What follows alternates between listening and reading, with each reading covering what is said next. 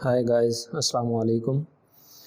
आज हम पार्ट 3 शुरू करने जा रहे हैं, जो कि हम इंट्रोडक्शन ऑफ फाइनेंशियल मैनेजमेंट का चैप्टर पढ़ रहे हैं। ये भी हमारे इंट्रो का ही पार्ट है। पार्ट 1 में हमने डेफिनेशन को डिस्कस किया था, फाइनेंस की डेफिनेशन क्या है उसको डिस्कस किया था, फाइनेंशियल मैनेजमेंट क्या है। पार्ट 2 में हमने फाइनेंस के 3 जो बेसिक फंक्शंस हैं उनको हमने डिस्कस किया था। इन्वेस्टमेंट डिसीजन क्या चीज़ होती है, फाइनेंसिंग डिसीजन क्या होती है और डिविडेंड डिसीजन क्या हैं। तो आज हम पार्ट 3 शुरू कर रहे हैं, जिसमें हमने एक और टॉपिक डिस्कस करना है। उस टॉपिक का नाम है जी हमारे पास scope of financial management. Financial management का स्कोप क्या है, तो हम इसको शॉर्ट डेफिनेशंस और इस तरह से लिखेंगे। हेडिंग पॉइंट वाइज में पॉइंट लिखता जाऊंगा, आपको समझाता जाऊंगा। तो scope of financial management, scope किसी भी सब्जेक्ट का साफ ज़ाहिर पढ़ने का कोई स्कोप होता है, उसकी वैल्यू होती है कि स्कोप कितना ब्रॉडर टाइप है। फाइनेंशियल मैनेजमेंट के किस तरह से आप ऑर्गेनाइजेशन में क्या स्कोप है, क्या हेल्पफुल है, तो उसके बारे में हमने पढ़ना है। तो इस स्कोप को पढ़ने से पहले इसकी थोड़ी सी हिस्ट्री हम पढ़ लेते हैं। जिस हिस्ट्री को हम कहते हैं एवेल्यूएशन ऑफ स्कोप, कि ये स्कोप की एवेल्यूएशन हुई कैसे है। Evaluation of scope of financial management, FM shortcut में बोल रहा हूँ। तो ये जो एवेल्यूएशन हुई है, इसके बिहाइंड पे जो हिस्ट्री है, उसके बिहाइंड पे दो हमारे पास अप्रोचेज हैं। एक है हमारे पास ट्रेडिशनल अप्रोच,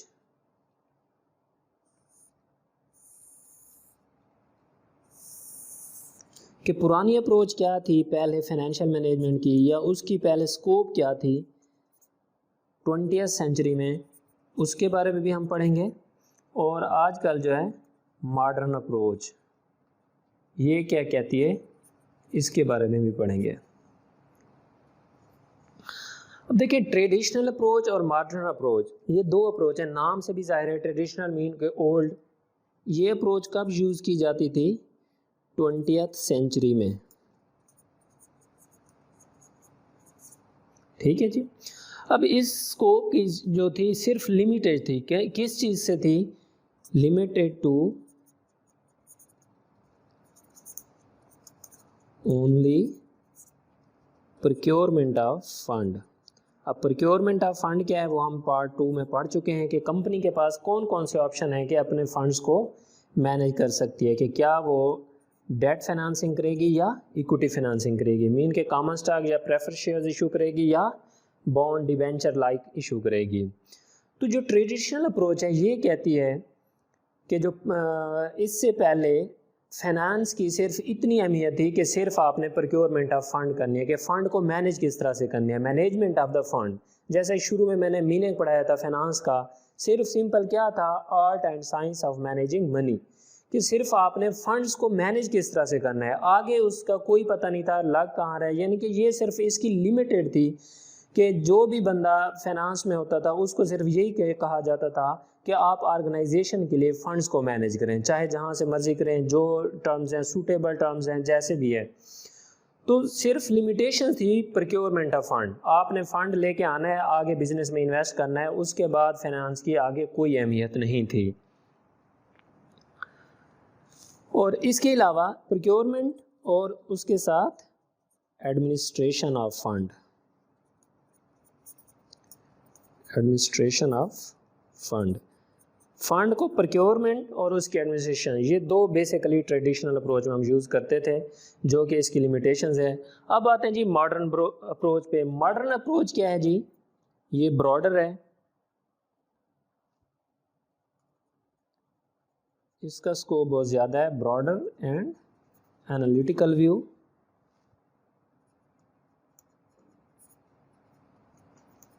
इसमें हम एनालिटिकल स्किल्स को यूज़ करते हैं, किस तरह से हमने डाटा को एनालिटिक करना है, डाटा को देखना है, सारी चीज़ें। बेसिकली ये सब्जेक्ट क्या है, डिस्क्रिप्टिव नेचर का नहीं है, एनालिटिकल नेचर का है। मॉडर्न अप्रोच में ये देखा गया है।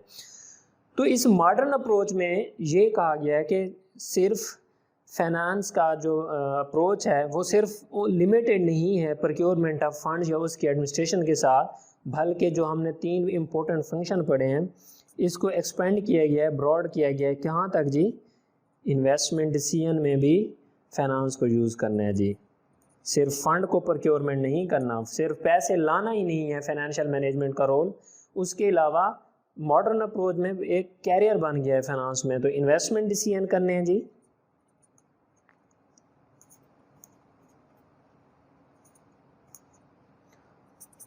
फाइनेंसिंग डिसीजन करने हैं कि पैसा लाना कहाँ से है, किस तरह से आपने फाइनेंस करनी है, इसके हमने मुख्तलिफ तरीके पढ़े थे। नंबर 4 पे जी डिविडेंड डिसीजन, तो इसकी ब्रॉडर है, आजकल जो है फाइनेंस की बहुत ज़्यादा अहमियत है, लोग इसको एज अ कैरियर के तौर पे पढ़ते हैं, इन्वेस्टमेंट बैंकिंग के तौर पे पढ़ते हैं, ये हर एक ऑर्गेनाइजेशन में बाकायदा एक सेंट्रलाइज फंक्शन है फाइनेंस का अब। लेकिन पहले क्या था, सिर्फ आपने लिमिटेड सा रोल था कि फंड्स को मैनेज किस तरह से करना है, प्रोक्योरमेंट ऑफ फंड कैसे करनी है। तो ये दोनों अप्रोचेस में क्या है, फ़र्क है। जो हम स्कोप पढ़ रहे हैं उसके बिहाइंड पे एवेल्यूएशन क्या होगी कि 20th सेंचुरी में फाइनेंस के मतलब क्या कहा जा सकता है, ये सिर्फ लिमिटेड था, लेकिन अब मॉडर्न अप्रोच है 21st सेंचुरी में, इसमें पूरा है कि आपने investment decision long term short term में कहाँ कहाँ पैसा इन्वेस्ट करना है, फाइनेंसिंग डिसीजन डेट फाइनेंसिंग करनी है या इक्विटी फाइनेंसिंग, डिविडेंड डिसीजन क्या एक्टिव पॉलिसी है या पैसिव पॉलिसी है डिविडेंड डिसीजंस की, तो ये होगी उसकी एवेल्यूएशन। अब हम पढ़ते हैं स्कोप ऑफ फाइनेंशियल मैनेजमेंट के पॉइंट्स कुछ डिस्कस करते हैं जी। एवेल्यूएशन के बाद हम स्कोप ऑफ फाइनेंशियल मैनेजमेंट के कुछ पॉइंट्स को डिस्कस करते हैं कि एवेल्यूएशन तो हो गई, उसके बाद उसकी उसी स्कोप में से क्या है। तो स्कोप बेसिकली 3 मेजर फंक्शन जो ऑलरेडी हम पढ़ चुके हैं, उस स्कोप में पहला फंक्शन जो है it covers acquisition, financing and effective utilisation of fund. तो ये 3 बेसिक फंक्शन है, ये इसी की स्कोप में आते हैं। पार्ट 2 में हमने जितने भी एक्विजिशन के अंदर पॉइंट्स पढ़े, फाइनेंसिंग के अंदर पॉइंट्स पढ़े हैं और इफेक्टिव यूटिलाइजेशन ऑफ फंड्स के अंदर जितने पॉइंट्स पढ़े हैं वो सारे क्या आते हैं, स्कोप में आते हैं। लेकिन हेडिंग्स के कुछ बना देता हूँ कि इन एक्विजिशन में कौन कौन से फंक्शन है, फाइनेंसिंग में कौन कौन से और यूटिलाइजेशन ऑफ फंड में। तो सबसे पहले जी हमारे पास एस्टिमेटिंग ऑफ फाइनेंशियल रिक्वायरमेंट। तो आपकी जो फाइनेंशियल रिक्वायरमेंट्स हैं फाइनेंशियल मैनेजमेंट में, उस हम क्या करते हैं, एस्टिमेशन करते हैं, प्रोजेक्टिंग करते हैं, बजटिंग करते हैं, ठीक है। तो क्या फाइनेंशियल रिक्वायरमेंट्स है किसी भी ऑर्गेनाइजेशन की। नंबर 2 पे जी हमारे पास deciding capital structure. Capital structure कितना होना चाहिए। कैपिटल स्ट्रक्चर कहते हैं mix of debt and equity, कि आपकी डेट और इक्विटी कितनी है। सिर्फ ये नहीं देखना कि क्या डेट 40% होना चाहिए और इक्विटी 60% होनी चाहिए, ठीक है। ये आम सी बात है कि जब कोई बंदा कर्जा जब बिजनेस कर रहा हो तो वो डिसाइड करता है कि मैं अपना पैसा कितना लगा रहा हूँ और कर्जा कितना रहा हूँ। लेकिन यहाँ हम कॉरपोरेट के पॉइंट ऑफ व्यू से पढ़ रहे हैं, तो कॉरपोरेट वो रेशो सेलेक्ट करेगी जिसका वेल्थ मैक्सिमाइजेशन मैक्सिमम हो गई। इसको कहते हैं ऑप्टिमल कैपिटल स्ट्रक्चर, जिस पे हमारी कॉस्ट कम हो और वेल्थ मैक्सिमाइजेशन ज़्यादा होगी। नंबर 3 पे जी सिलेक्टिंग सोर्सेज ऑफ फाइनेंसिंग। कौन सा सोर्स हमें फाइनेंसिंग करना चाहिए। तो 2 सोर्स हैं, या तो डेट फाइनेंसिंग कर सकते हैं या इक्विटी फाइनेंसिंग कर सकते हैं,